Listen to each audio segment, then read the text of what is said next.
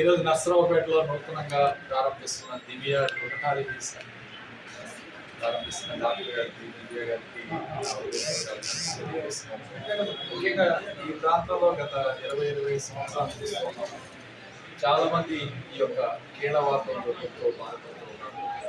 ముఖ్యంగా పల్నాడు ప్రాంతం నుంచి చాలా మంది వస్తూ ఉంటారు. వీళ్ళందరికీ కూడా మంచి అవకాశం ఈరోజు ఉంటుంది.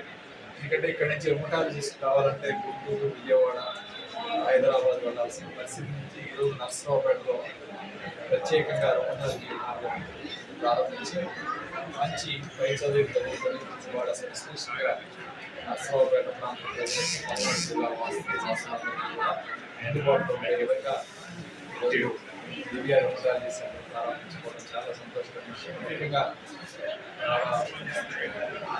ఒక విత్తనం నాటినప్పుడు చెట్టుగా మలిసి అనేక మందికి అనేక రకాలుగా ఉపయోగపడుతుంది. దీనందరికీ కారణం నల్గోటి వెంకటరావు గారు. ఆయన పేరు చెప్పుకున్నాం. ఎందుకంటే ఆయన నాటిన విత్తనం కూడా దాదాపు 10 మంది డాక్టర్లతో ఈరోజు నర్సరావుపేట ప్రజలందరికీ కూడా సేవలు అందించి ప్రత్యేకంగా ఆయన ఈ ప్రాంతంలో సంతగుడిపాడులో దేవాలయాల నిర్మాణంలో కానీ ఈరోజు నర్సరావుపేటలో అష్టలక్ష్మి దేవాలయం కానీ వెంకటేశ్వర స్వామి దేవాలయం కానీ ఇలాంటి ప్రత్యేకంగా దేవాలయాలు నిర్మించి ప్రజలకి భక్తులకి మంచి సేవా కార్యక్రమాలు చేసిన వ్యక్తిగా తప్పకుండా దివ్య గారి యొక్క తాతగారి ఆశీస్సులతో మా అందరి ఆశీస్సులతో మరింతగా రాణించాలి. All the best.